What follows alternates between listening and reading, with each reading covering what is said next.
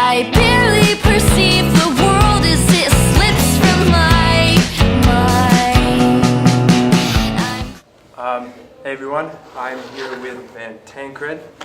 First question, just say your name, position in the band, and your favorite movie. Oh man, okay, my name is Jess, and I sing and play guitar, and my favorite movie would have to be, there's a lot. Right now it's definitely 10 Things I Hate About You. That's a good one. Alright, next question.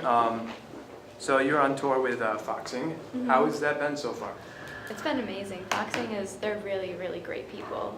They've been getting me into Dungeons and Dragons, which is really fun. And yeah, they're super sweet. I don't think they even understand how big their band is. They're so subtle and just so sweet, and what's the word I'm looking for? They're very modest, I guess. Their band is incredible, and we're really honored to be out with them. That's good. Well, you have a new album coming out this April Fool's Day titled Out of the Garden. Mm-hmm. What was the recording process like? How did that go for you? Myself and the two guys out on this tour with me playing drums and bass, Kevin and Terrence, they recorded drums and bass on the album too. We all did it in LA together for 3 weeks, and it was produced by Steve McDonald, who's in a band called Off, and Anna Warniker, who was in a band called That Dog, and yeah, they kind of tag teamed it, and it was really fun. They're super funny. They've done so much cool shit with music, just like for the last like 20 years. They have such crazy stories about awesome stuff that they've done, and it was really easy working on the album with them, and I think it turned out really well. Alright, cool. In addition to that question, what were like lyrical inspirations for this new record?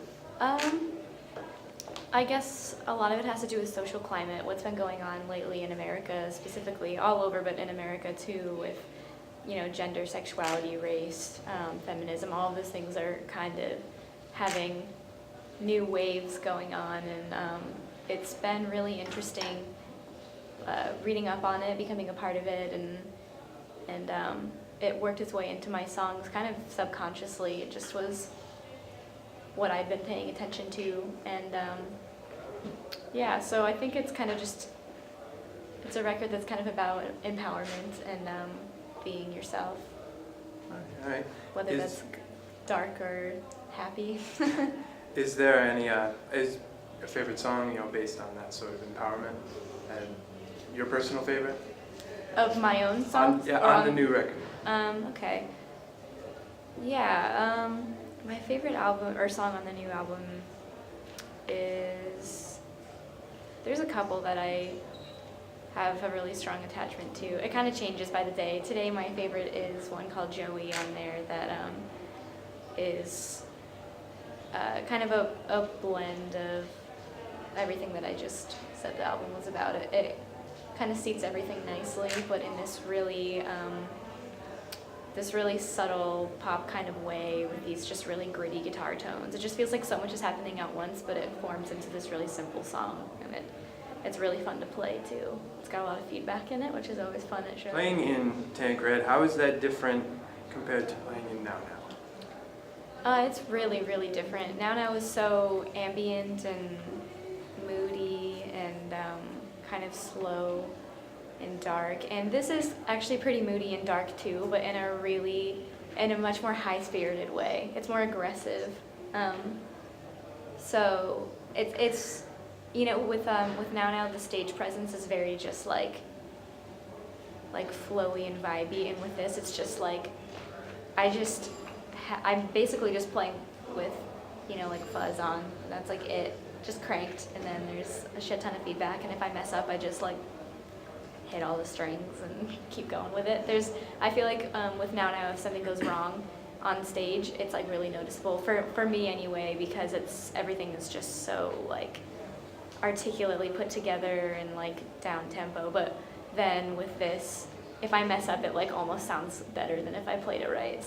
So you'd say it's more laid back? Mm-hmm, it's more laid back and energetic and fun, yeah. Is there anything that you've learned since being in Now moving on to Tancred? Like, is there any sort of things that you've learned along your journey, per se? Yeah, I mean, everything that I do now with Tancred was definitely learned from my time in Now. So, like, how to tour manage, how to, you know, I still am really nervous when I play shows once I get on stage, but I think I know how to control that a lot better because of Now. It's really just experience in any band. So my experience just prepared me for what I'm doing now. It kind of feels, this is a lot smaller than Now right now, so I've been here before, and I know how to do it, and it's a lot of work, but it's really fun and rewarding. So yeah, just applying the same skills to a new band.